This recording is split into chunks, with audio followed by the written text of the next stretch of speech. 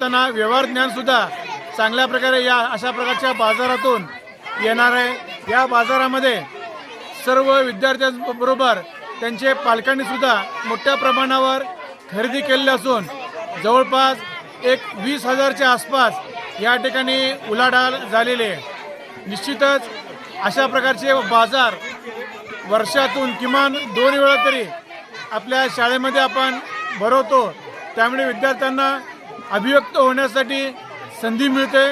त्याचबरोबर व्यवहार कसा करावा, पैशातील नाणे नोटामधील व्यवहार कसा करावा याचं देखील विद्यार्थ्यांना चांगल्या प्रकारे ज्ञान मिळतं। जिल्हा परिषद प्राथमिक शाळा हरावाडी येथे आठवडी बाजाराचं आयोजन केलेलं आहे।